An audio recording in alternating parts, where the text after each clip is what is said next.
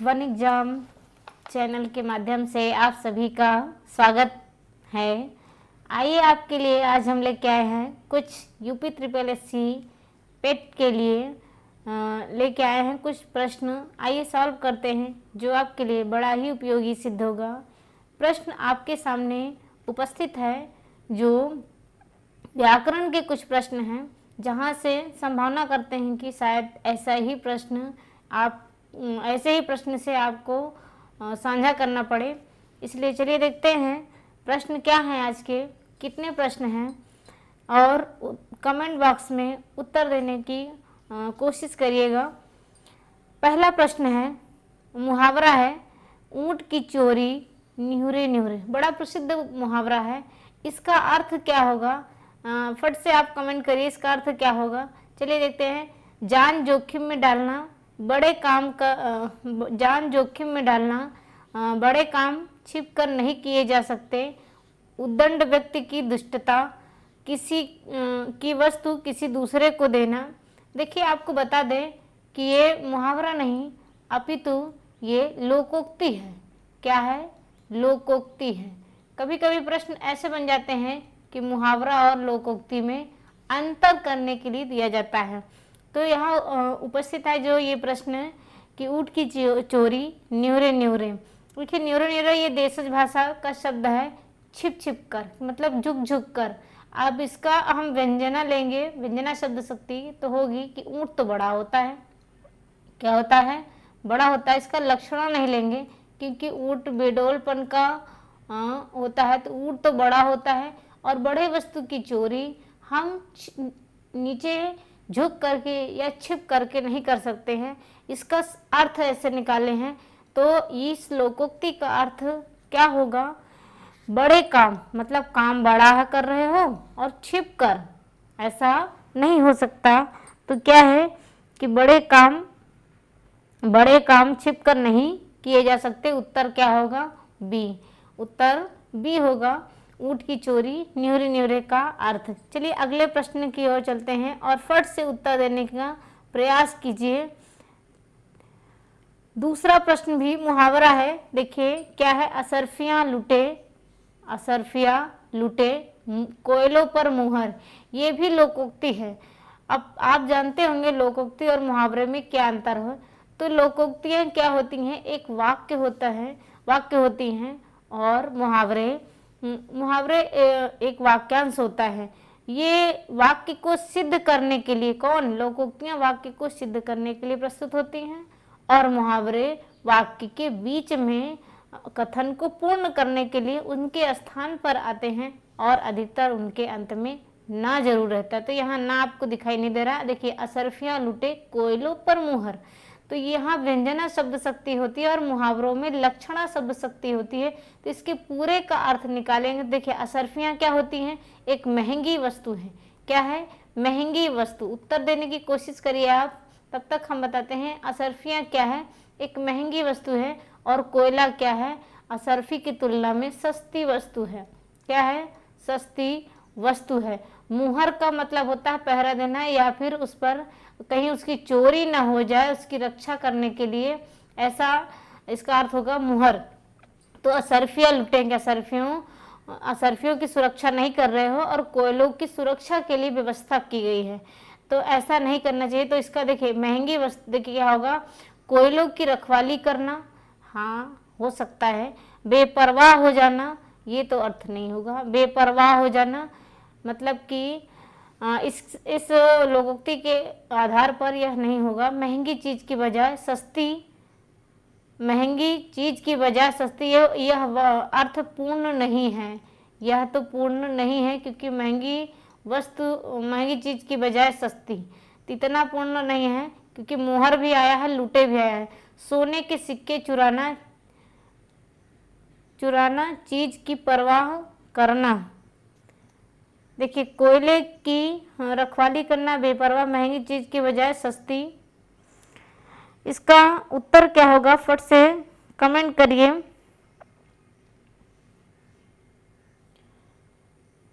देखिए, यहाँ पर पूर्ण वाक्य नहीं है, उत्तर यही सही होगा क्योंकि महंगी चीज की बजाय सस्ती वस्तु की परवाह करना। तो इस वाक्य में इसमें पूरा लिखा नहीं है, तो यहाँ विकल्प पूरा क्या है, महंगी चीज के बजाय सस्ती वस्तु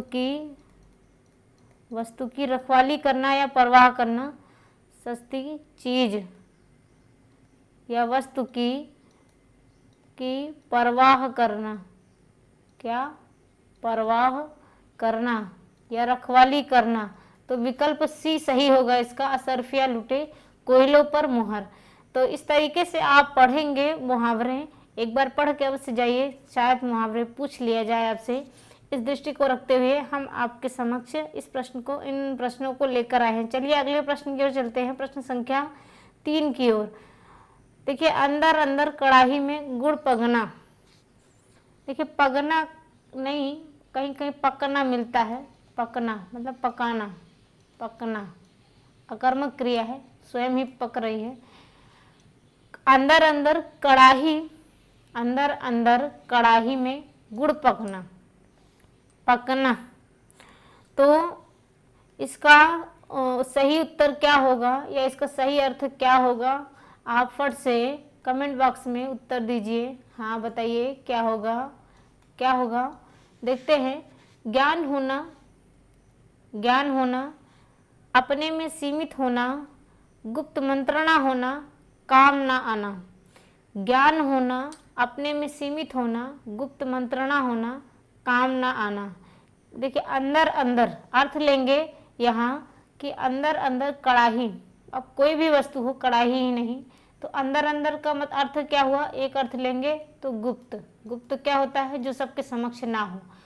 और क्या है, बातचीत करना, ये कड़ाही में पकना, इस अर्थ को लेंगे, कड़ाही में गुड़ पकना की कोई बात होगी, इसका एक अर्थ लेंगे तो बात।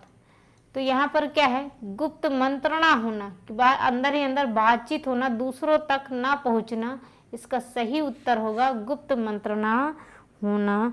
चलिए अगले प्रश्न की ओर चलते हैं। तो इसका उत्तर आपको मिल गया कि गुप्त मंत्रणा का क्या अर्थ होता है, अंदर ही अंदर कड़ाही में गुड़ पकना। अगला प्रश्न है प्रश्न संख्या 4। देखिए, ये मुहावरा है, इसके पहले भी मुहावरा देखे थे, ये भी मुहावरा है, आंख की किरकिरी होना। देखिए, लक्षणा शब्द शक्ति होती है मुहावरा में, तो आंख की किरकिरी, आप मतलब कि कल्पना कीजिए कि आपकी आंख में एक किरकिरी चली गई हो, और वो आपको कैसी लगेगी, अच्छी लगेगी, अप्रिय लगेगी, धोखा देगी, धोखा तो नहीं, कोई धोखा देता है तो उसमें मतलब करता भी होता है। बहुत प्रिय होना तो बहुत अच्छी नहीं लगती है, अप्रिय ही लगती है, कष्टदायक होती है। तो कष्टदायक होती है और अप्रिय लगती है, दो विकल्प आपके सामने हैं। बाकी बहुत प्रिय होना ये तो गलत है, धोखा देना ये भी गलत है। तो दो विकल्प में से क्या सही होगा, फट से कमेंट करिए, अप्रिय लगना या कष्टदायक होना। तो कष्ट हमेशा तो नहीं देगी, लेकिन मतलब आपके पूरे शरीर में कष्ट तो नहीं दे रही है। तो इसका उत्तर क्या होगा, फट से अपने विचार के आधार पर दीजिए कि क्या होगा इसका उत्तर। आंख की किरकिरी होना बड़ा प्रसिद्ध मुहावरा है, आंख की किरकिरी होना। चलिए बताते हैं इसका उत्तर क्या है। विकल्प ए, अप्रिय लगना, मतलब कि जैसे ही आंख में पड़ी तो वो अप्रिय, मतलब कि अच्छी नहीं लगती, दुख देती है, कष्ट देती है। तो सबको मिला करके मतलब दोनों, ये जो अर्थ है ये भी इसी में मिल गया है। तो इसलिए अप्रिय लगना है, जैसे कहें तुम तो मेरी आंख की किरकिरी हो मेरे सामने, मतलब तुमको देखना मुझे अच्छा नहीं लगता, इसलिए मेरी आंखों के सामने मत आया करो। तो इसलिए क्या होता है, अप्रिय लगना। सही उत्तर क्या होगा, बड़ा महत्वपूर्ण है, आप इसको ध्यान में रखिए, आंख की किरकिरी होना। मुहावरे बड़े महत्वपूर्ण होते हैं। चलिए देखते हैं अगला प्रश्न क्या है।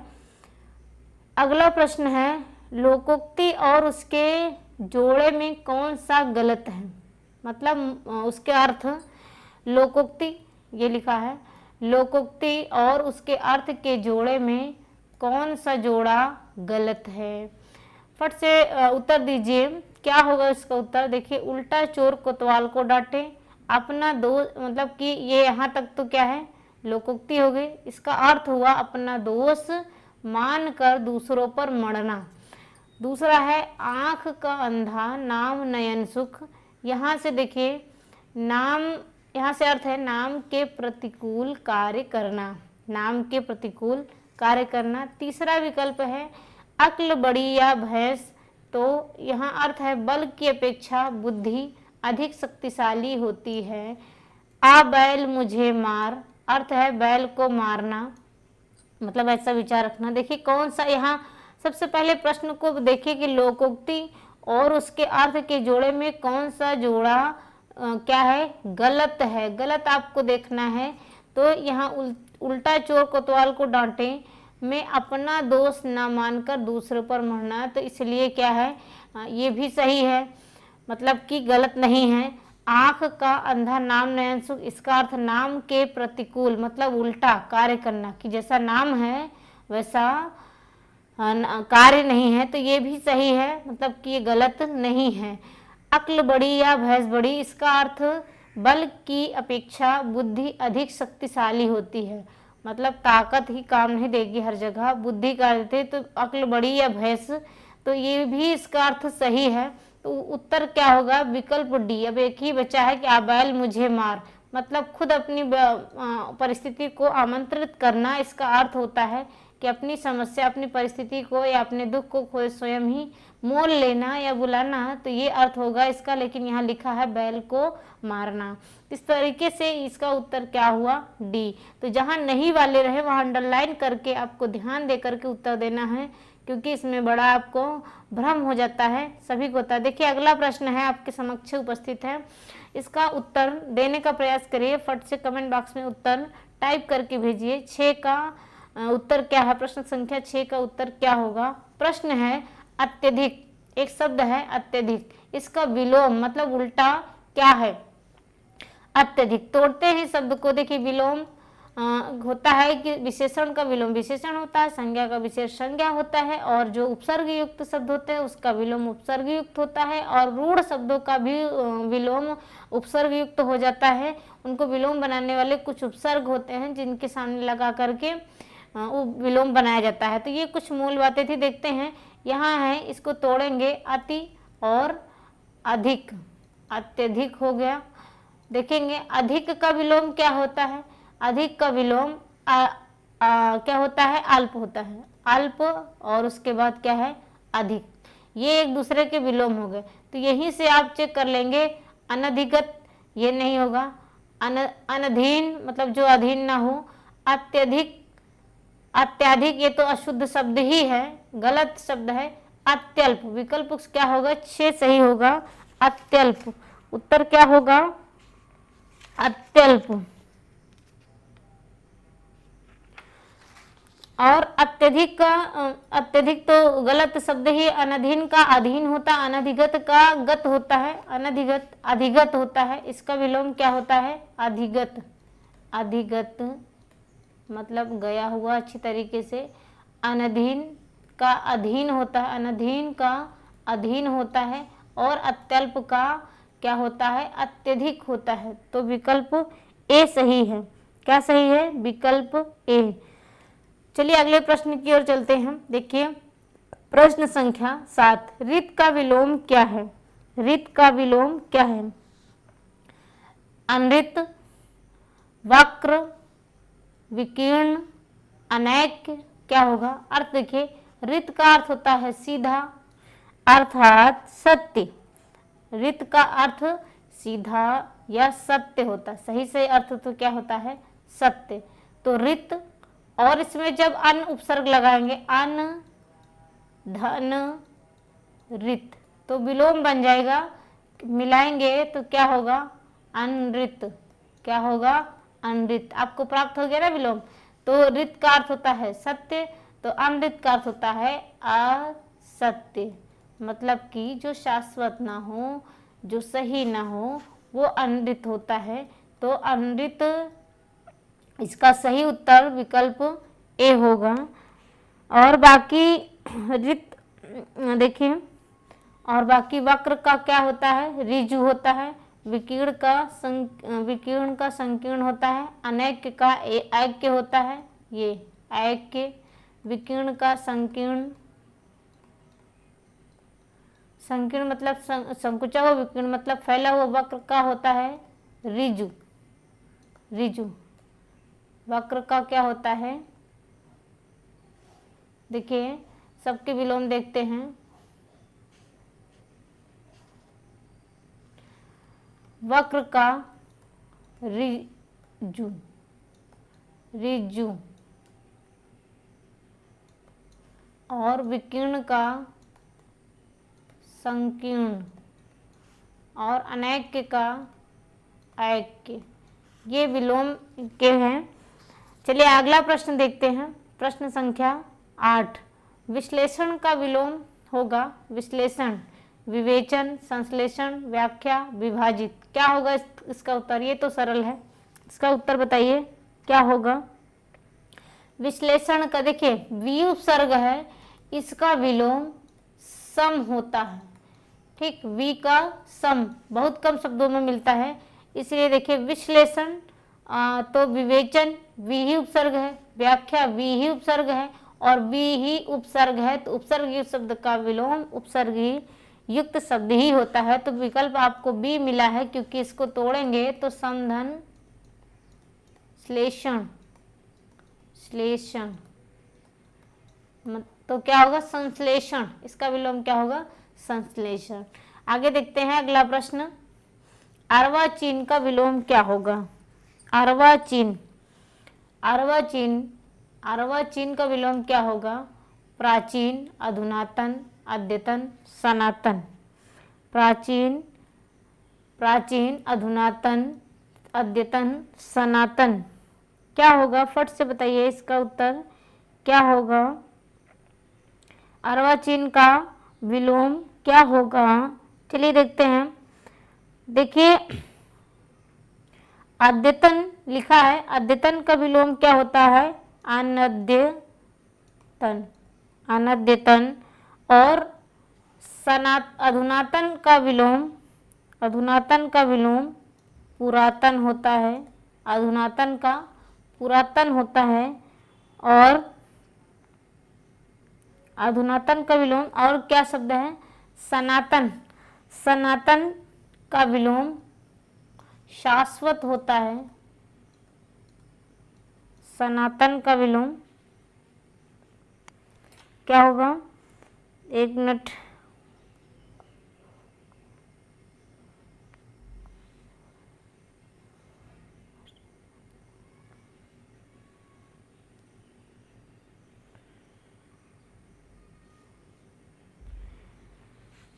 तो इसका उत्तर क्या होगा? शाश्वत सनातन का शाश्वत, ये पर्यायवाची हो गए।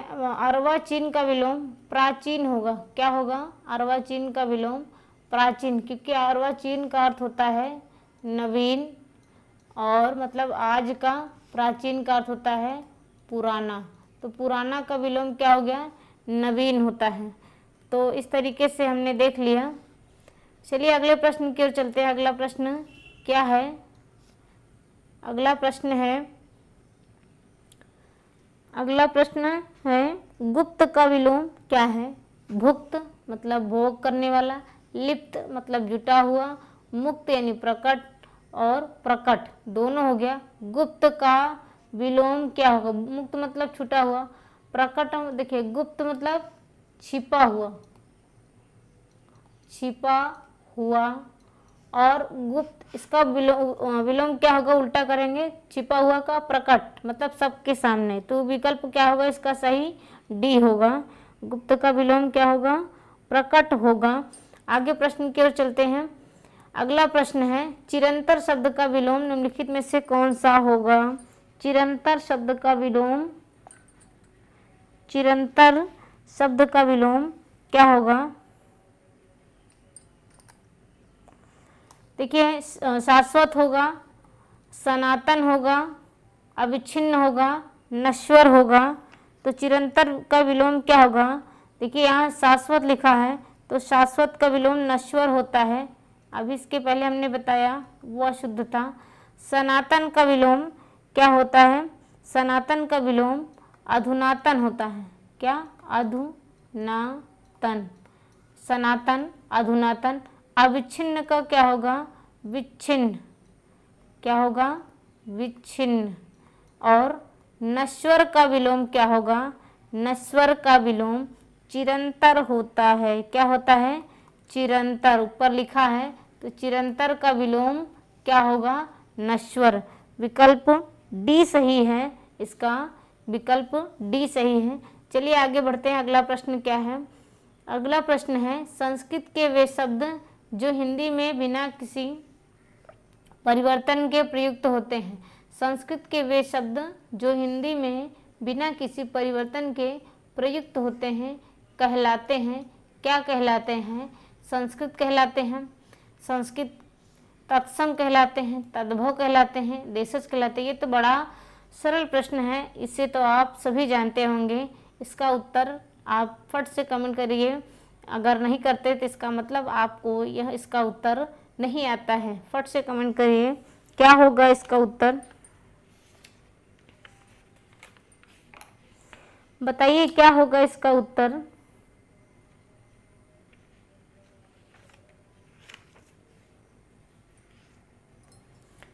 देखिए, संस्कृत के वे शब्द जो हिंदी में बिना परिवर्तन के, मतलब हूबहू उतर आते हैं और आज हिंदी में प्रयोग में लाए जाते हैं, ऐसे शब्द तत्सम कहलाते हैं। ध्यान रखिए, तत्सम तद्भव का बड़ा महत्वपूर्ण प्रश्न है। क्या कहलाता है, तत्सम कहलाता है। हाँ, सबके उत्तर सही है। चलिए आगे बढ़ते हैं। अगला प्रश्न है प्रश्न संख्या 13। निम्नलिखित में से कौन सा शब्द, निम्नलिखित में से कौन सा शब्द कमल का पर्यायवाची शब्द नहीं है। कमल के पर्यायवाची तो सभी को पता होंगे, तो बताइए कौन सा नहीं है। सरोज, सरोज, सलिल, अरविंद, पंकज, ये इनमें बताइए कौन सा भिन्न है। अब ऐसा भी प्रश्न बन सकता है, इनमें से कौन भिन्न है। सरोज मतलब कमल, सलिल का अर्थ होता है जल, और अरविंद का अर्थ होता है कमल, और पंकज का अर्थ होता है कमल। तो उत्तर क्या होगा, उत्तर बी होगा। ये तो बड़ा सरल प्रश्न था, आपको समझ में आ गया होगा। और उत्तर जल्दी से देने की कोशिश किया करिए आप। जो शब्द धन का पर्यायवाची नहीं है उसे चुनिए। मतलब धन का पर्यायवाची क्या होता है, धन का पर्यायवाची देखिए, द्रव्य, द्रव, संपदा, दौलत, दौलत होती है, संपदा भी होती है। द्रव्य, द्रव्य मतलब धन होता है, तो विकल्प बी ही सही होगा। द्रव्य एक पदार्थ होता है, ये क्या होता है, पदार्थ जो पिघला हुआ रहता है वह द्रव्य कहते हैं, द्रव्य। तो इसलिए द्रव्य कहलाता है, द्रव्य नहीं। तो द्रव्य का अर्थ होता है धन, तो धन के पर्यायवाची हैं। आप पर्यायवाची भी एक बार पढ़ के अवश्य जाइए, क्योंकि ये बड़े महत्वपूर्ण होते हैं व्याकरण की दृष्टि से। चलिए देखते हैं, अगला प्रश्न आपके समक्ष है। प्रश्न संख्या 15, चंद्रमा का पर्यायवाची। अब चंद्रमा के पर्यायवाची सबको पता होंगे, जल्दी से फट से इसका उत्तर दीजिए। चंद्रमा का पर्यायवाची शब्द क्या है, शब्द है क्या है, चंद्रमा का पर्यायवाची शब्द चुनिए। निशाकर, निशाचर, तरणि, कृशाणु। देखिए, कृशाणु का अर्थ होता है आग, तरणि का अर्थ होता है तरणि, तरणि का अर्थ होता है सूर्य, और तरणि का अर्थ होता है, तरणि का अर्थ होता है नदी। तरणि, तरणि, तो ये युग्म शब्द में याद रखिए। निशाचर, निशाचर का अर्थ होता है राक्षस, राक्षस या उल्लू या चोर, ये अनेकार्थी हैं। क्या, निशाचर, रात में विचरण करने वाले। तो उत्तर आपका क्या, ए सही होगा। निशा कर, रात को करने वाला, निशा मतलब रात, कर मतलब करने वाला, रात को लाने वाला कौन होता है, चंद्रमा। चंद्रमा ना हुए तो ये ना पता चले कि रात हो गई है, क्योंकि शीतलता प्रदान करता है। चलिए आगे देखते हैं, अगला प्रश्न क्या है। महादेव का पर्यायवाची। देखिए, ऐसे प्रश्न आप नहीं पढ़ते हैं, इसलिए इस दृष्टि से बताना आपको चाहते हैं कि ऐसे शब्दों का भी पर्यायवाची पढ़िए, क्योंकि ये बड़े महत्वपूर्ण होते हैं, आपसे पूछे जा सकते हैं। महादेव का पर्यायवाची शब्द चुनिए। गरुण ध्वज, गरुण है जिसका ध्वज, गरुण ध्वज। नारायण, चंद्रशेखर, विश्वंभर, विश्वंभर। देखिए विश्वंभर, यहाँ पर देखिए विकल्प सी, चंद्रशेखर मतलब शिखर पर है चंद्रमा, जिसके अर्थात भगवान शिव। तो महादेव और शिव के पर्यायवाची एक ही, बाकी सब विष्णु के पर्यायवाची हैं। ये आपको समझ में आ गया होगा। चलिए आगे बढ़ते हैं। अगला प्रश्न क्या है? इंद्र के पर्यायवाची शब्दों का समूह है। इंद्र के पर्यायवाची शब्दों का समूह है, क्या है? फट से बताइए। इंद्र का पर्यायवाची सभी पढ़े होंगे, ऐसा कोई नहीं है जो इंद्र का पर्यायवाची ना पढ़ता हो। देखिए, वैनते, चंद्रमौली, सुरपति, देवराज। तो सुरपति है, देवराज है, दो मिलते हैं। बाकी चंद्रमौली शिव के हैं, वैनते गरुण का है, मधवा, पुरंदर, सचिपति, वासव। मधवा, पुरंदर, सचिपति, वासव। सुरपति, पुरंदर, उपेंद्र, अंशुमाली। वैनते, मधवा, सुरपति, वासव। हमने वैनते का बता दिया तो इसलिए ये भी नहीं होगा। सुरपति, पुरंदर, उपेंद्र, अंशुमाली। अंशुमाली सूर्य का होता है, ठीक, किरणों का समूह लिए होता है। तो अब ये दोनों तो कट हो गए, ये भी कट हो गया, तो बचा क्या? बी, मधवा, पुरंदर, सचिपति, वासव। ये इंद्र के पर्यायवाची हैं। अगला प्रश्न देखते हैं 18। निम्न में से कौन सा कौन सा समूह विष्णु के पर्यायवाची शब्दों का नहीं है? देखिए, इस तरह के पर्यायवाची शब्द आप अवश्य पढ़ के जाइए, क्योंकि कोई ना कोई शब्द पर्यायवाची के रूप में प्रश्न बन सकता है आपके समक्ष। देखिए, सुदेश विष्णु का पर्यायवाची, सुदेश, चक्रपाणी, चतुर्भुज, फड़ीश। ये तो नहीं होगा, फड़ीश नहीं होगा, बाकी ये दोनों होंगे। चक्रपाणी, चतुर्भुज, शेषशायी, गरुणध्वज, शेखर नहीं होता, शशांक नहीं होता, दामोदर, ये भी नहीं है, विट्ठल। तो यहाँ पर एक ही मिला, दामोदर पर्यायवाची कभी बन जाता है इनका, विष्णु का। तो दो तो गए। महीधर, ये तो नहीं होगा, पर्वत का होता है। वैनते गरुण का है। वासव, ये भी नहीं है। देवराज इंद्र के पर्यायवाची हैं, और इसमें तो ये भी नहीं है, ये भी नहीं है। तो उत्तर क्या होगा इसका? उत्तर बी होगा, क्योंकि बी में चक्रपाणी, चतुर्भुज और शेषशायी, गरुणध्वज सब किसके पर्यायवाची हैं? विष्णु के हैं। तो उत्तर इसका क्या होगा? बी होगा। उत्तर क्या होगा? बी होगा। चलिए अगला प्रश्न देखते हैं। अगला प्रश्न है 60 पद, मतलब 6 पैर हैं जिसके, मतलब किसका पर्यायवाची है? 60 पद। 60 पद है। कई कीटों के या जीवों के 6 पैर होते होंगे, लेकिन 60 पद के नाम से केवल एक को ही जाना जाता है, बहुब्रीहि समास है। इसलिए 60 पद किसका पर्यायवाची है? तितली का, भ्रमर का, मकड़ी का, केकड़ा का। ध्यान रखिए। तो उत्तर क्या है? बी सही है। 60 पद किसका पर्यायवाची है? भौरे का है। आगे देखिए अगला प्रश्न क्या है। आज के सेशन का ये अंतिम प्रश्न है। देखिए क्या है, निषेध का विलोम क्या होगा? निषेध का विलोम क्या होता है? फट से उत्तर दीजिए, निषेध का विलोम क्या होता है? चलिए देखते हैं। देखिए, स्वीकार का विलोम क्या होता है? अस्वीकार। क्या होता है? अस्वीकार। निश्चित का विलोम क्या होता है? अनिश्चित। क्या होता है? अनिश्चित।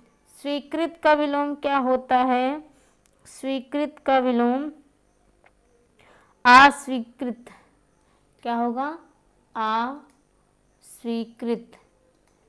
और अब बचा एक ही, निषेध। विधि मतलब विधान, नियम बताया गया हो। निषेध का मतलब मना करने का नियम हो, जो मतलब मनाही हो। तो निषेध का विलोम क्या है? विधि है। बड़ा महत्वपूर्ण प्रश्न था, किंतु कुछ सरल प्रश्न थे। तो आज के ये प्रश्न थे, बस अब इतने ही प्रश्न हैं। ऐसे ही प्रश्नों को आप पढ़ करके अवश्य जाइए, क्योंकि ये आपके लिए बड़े लाभकारी सिद्ध हो सकते हैं। आज की वीडियो में बस इतना ही। मिलते हैं हम आप अगली वीडियो में, तब तक के लिए धन्यवाद।